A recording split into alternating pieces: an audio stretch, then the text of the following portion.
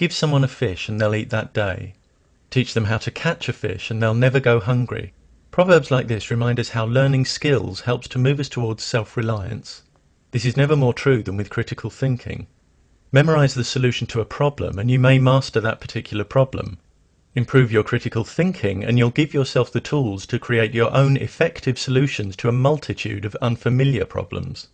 Critical thinking refers to a diverse range of intellectual skills and activities concerned with evaluating information as well as our own thought in a disciplined way. When we're willing and able to examine our own capability as thinkers, acknowledging problems and weaknesses, this can help us refine our thought processes so that we learn to think and assess information in a more comprehensive way that increases our ability to identify and reject false ideas and ideologies. Critical thinking isn't just thinking a lot. A person may spend a great deal of intellectual energy defending a flawed position or pursuing a question that actually needs reformulating before progress can begin. If they never examine possible flaws and biases behind their approach, that's not thinking critically. We must want to be better at thinking, to pinpoint and minimize any biasing influence on our thought from culture and upbringing, to seek out and be guided by knowledge and evidence that fits with reality, even if it refutes our cherished beliefs. Indeed, when we think critically, beliefs tend not to be cherished, but held on the understanding that if they're shown to be unfounded, a change of position is the most appropriate response. Critical thinkers cultivate an attitude of curiosity and eagerness to widen their perspective and broaden their knowledge, and they're willing to do the work required to keep themselves properly informed about a subject. They recognize that explanations must actually explain and be testable to be worthy of serious consideration, and that legitimate theories clearly define the circumstances in which they'll concede defeat. Critical thinking embraces skepticism. Skepticism doesn't mean an indiscriminate rejection of ideas, as some mistakenly believe. It refers to doubting and suspending our judgment about claims with which we're presented, so that we don't simply accept claims which might be unjustified, but first take the time to understand them, examining the reasoning and possible assumptions and biases behind them. Reasoning behind factual claims should be based in sound, consistent logic, not on emotions and social pressure, because the truth value of factual claims isn't determined by the emotion that accompanies them, or the fact that they may be believed by certain social groups. Sometimes people try to persuade us that reason has no value, but that's an untenable position. Arguing against reason is cutting off the branch on which you sit, using the very thing you're dismissing in order to construct a case against it.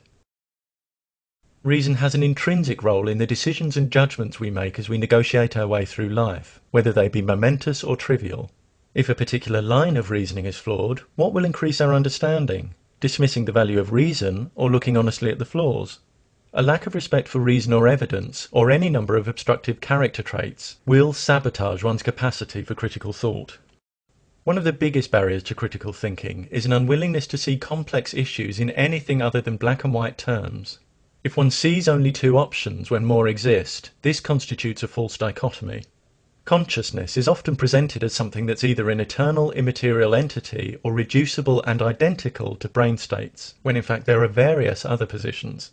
Many divide people into those who accept evolution and those who believe in specific gods, when these categories are not mutually exclusive. If we think in false dichotomies, we'll tend to draw false conclusions. For example, by judging that if option A is false, option B must be true. We may also misrepresent others by wrongly assuming that if they don't hold attitude X, they must hold attitude Y. Black and white thinking often reflects an underlying reluctance or refusal to deal with the uncertainty that results from complexity and an absence of definite answers. But leaping to flawed conclusions because you can't tolerate the ambiguity of not knowing is not about truth or curiosity, but comfort. The critical thinker can handle uncertainty, preferring to be aware of their own areas of ignorance, and they can wait for valid evidence and evidence-based answers. Critical thinking provides each of us with the keys for unlocking our own intellectual independence, leaving us willing and able to explore and solve problems for ourselves. It moves us away from rash conclusions, mystification, and a reluctance to question received wisdom, authority, and tradition.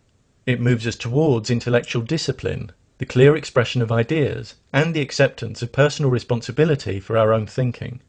Communities in which individuals are eager to acquire and apply the best knowledge and reason in all fields, and willing to acknowledge and correct flaws in their own thinking, are better equipped to create more profoundly effective solutions to the challenges we face in living and living together. When we teach and encourage critical thinking, we empower individual lives and invest in our collective future.